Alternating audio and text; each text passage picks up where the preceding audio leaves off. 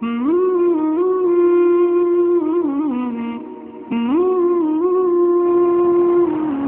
günü, kezeve günü, Erusun tarafında bir hemsayam üyü olya, otokta satsak yazılıp, nazı nimetler dökülya, kim gelecek tasağa? Damat gelecek, köröken gelecek. Kim bilen? Dostları bilen. Ey Müslümanlık Allah, her zadın bir innesi vardır. İyidin alman boyulsa yaşlıdır. Özünüz şumada düşünendirsiniz, anırsı bilen bolyan fatihani. Şu damadın ki, dostları bilen, sahturuşları bilen, yoldaşları bilen, 20-30-40 zaman bol şu otoğul girmeli, şular çıkandan sonra bir bardan görün şu otoq nehim olmalı. Tamam dökantesi anetmeli bayır. İyisele de, iyi mesele de tabakta bir tuğdurmalar, dökülmeli bayır. Bağır edin kasan üstünde bir tane kasıkta durmalılar, salatta durmalılar, çayda durmalılar, bir doğulu kap kasan üstünde kalmalılar, hem bedil dökülmeli bayır. İyi nimeli, iyi medik dökense san etmeli bayır.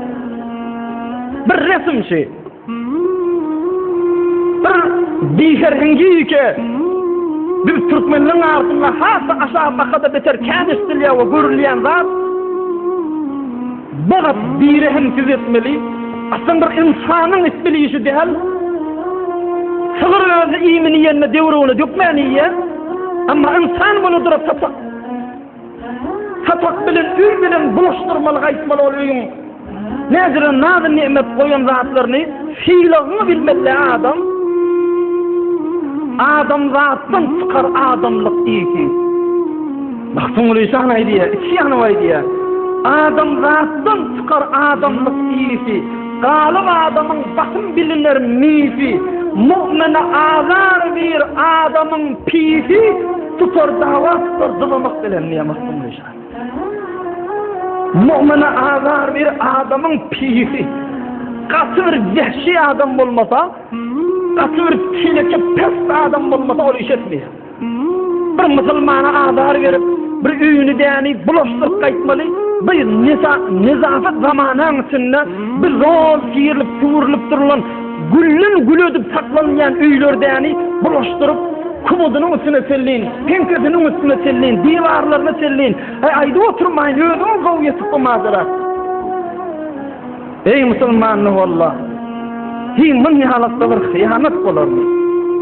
Benni Huda silah edecek deyip, körükün geliye dostlar gelen niptani, odan nazı nimet bilen seyyarlık görüyorsun.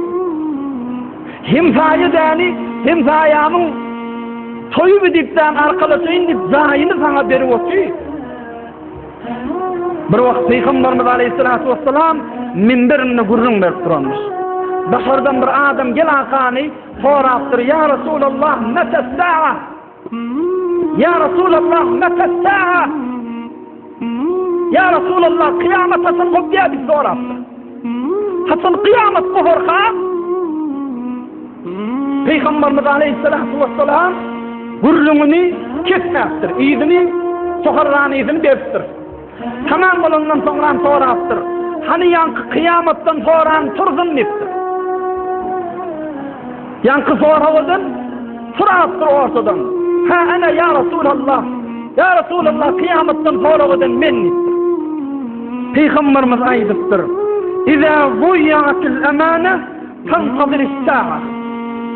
İza zuyyatil amane tantadir sa'a. El hadis ravahu İmam Bukhari. Peygamberimiz aydıptır. Her zamanına hıyanatlar köpülü verse, her zamanına biyedipçilikler, bir hıyanatlar köpülü verse, şuna kıyameti gözleşten duruverin. Ve alameti kıyametinde ne zaman olsa diyen işten. Nedir gül yazıp büyümüzün hıtmasında koyuyor, sana çiğlak edip hurmat edip koyuyor, adam çiğlakının hurmatını bilse yakşıdır. Adam zattan çıkar adamlık iyisi diye. İnsaniyet kabul etmeye diyen işmide. Zinhar kastetmedin iyiliğin nana. zınhar kastetmedin, etmegin iydigin nana, göňlüň haýry bagla sıpdyň imana, hiç azar bermegin bir musulmana, ogry erden bir dogry it ýaşydyr diýe maksum bolýar. Sataň üstünde bar miwany alqaýtmaly götürüp, hamala öýünde de görmedik ýaly, hamala şumady selin ilk görmedik ýaly. Alqaýtmaly wagtlara düýsüni alyp götürüp gaýtmaly. Alqaýt bolmazak wagtlarda döküşdirip targatmaly. Hatda merdum azar ebi. Nagadyr bir musulmany ewiyet bermek, nagadyr bir ýüregi ýakmakdy. Dogry İsa aleyhissalamyň millet sahaby. İsa aleyhissalamyň gowmunyň edeni sahaby. Tapak gelende soňsuzlygy temizli buka ýanmyşdylar. Her haýsy alha al bolupdyrlar. Her haýsy qalmalla boluşupdyrlar. Görüň näme bolupdyr ey musulmanlar Allah. Hudaý salmasyn bize. Hudaý bir mowgupdy. Ediýän işimize afat getiremesin ey musulmanlar Allah. Bu duzdur hali. Bir musulmanyň öýüne hyýanat etýän ey jawanlar. Bir musulmanyň öýüni boşdurup ýüregini agyrtyp gaýtýan bola öz zaýynda. Bir dükän satan etýäniň duzdur ha, duzyň hurmaty bardyr ha. Duz guramazyn ha bir mowga ey türkmenili. Ey jawanlar. Bir mowga duzyň däni lahnetine tutar bolamaýlyňa. İsa aleyhissalamyň sapagyny näki balyga duza bir hurmatly edipdirler. فلما أمسى المرتابون بها وأخذوا مضاجعهم في أحسن صورة في نسائهم آمنين فلما كان من آخر الليل مسخهم الله خنازير وأصبحوا يتتبعون الأقبار في الكناسات نعوذ بالله ولا حول ولا قوة إلا بالله. Şeyde bir avretlik, bir edipçilik idin adamlar, şu İsa aleyhissalamın tasağından alqaydan adamlar var. Gize öz zenan oğlum soğunun ağzına.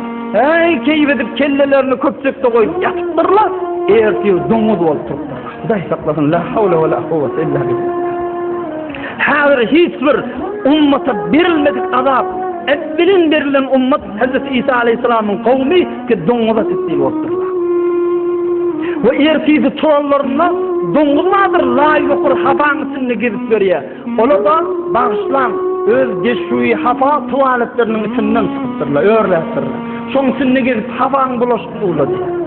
Oşondan soňramda tasak ýygnalyp da gelmez. Nädirek näde nemet gelip oty? Gitip. Ha jawanlar, hani şu ummatda görmedin hi? Tasaga şeýle dökän setan edýän, hani doňul bolan ýokmy ýa-ni? Sirati kender wujudat qalabat hem baran tefsir haşret vazibe. Şu dünyada bir vahşi heyvan ýalyp bol tasaga dogulup dökän setan etdim mi? Kıyamet gününe vahşi heyvan kemin turmaly dennitdi. Mevlana aýdýar. Zanke haşre hasedan ruze gazan biguman der sureti gurgan konan. Şu dünyada vahşi heyvan ýalyp bol Allah'ın nimetini duzun kadrini bilmedik adamlar kıyamet günü göz bol turmaly. Müzik şagat bol turmaly. Haşr furhas hatro murdar khar surete huki bolat ruze şamar. Şu dünyada şuzra biedetçilik edip şuzra galmallardan gürümsizlik etýän şu halal haram qarıp Allah'ın sapagyny biedetçilik etýän adamlar kıyamet günü domuz bolup turmalýar. Doğru Mevlana'nın aýdýan kepler şey. Ey musulmanlar Allah. Şu resmi iki adam daýawdyrsa başarýar. Bir ey mujarret dost, häzir toý etmäpdirsiň. Hiç bir dostun toyunna şey iş etme. Ki dostluğun sen toyunda etmesin şimdi. Ey mujarret häzir toy etmedik dost. Hiç bir dostun toyunna şey iş etme. Şu mälekeden daşarda otur. Ta toyunda sen de toyunda şey iş edilmesin. Ve ey toy edilip mutahil olan dost. Ay men toyumda bundan beter etdiler. Men de mun däni ayıp. Şoň öýdi ýalyk etmeli tawant men de görmeliyim. Sen Hudaý üçin git. Sen toyuňda şu işi edipdirler. Hudaý üçin git. Şu iki adam şunu dogurlasa we özüni dogurlasa, dige şu mozun inşallah umydymyz kan Türkmen sahra ýurdundan göterilmegine. We belki inşallah Allah'ın azaby Allah'ın gazabı, Allah'ın qaharına düşmeni, belki Allah'ın rahmeti, fazl-ı lütfunun aşağında ta kıyamete sellin, belki kıyamet gününde de şol fazlın eteğinde yaşama Hudaý Taala hemmemize tawfik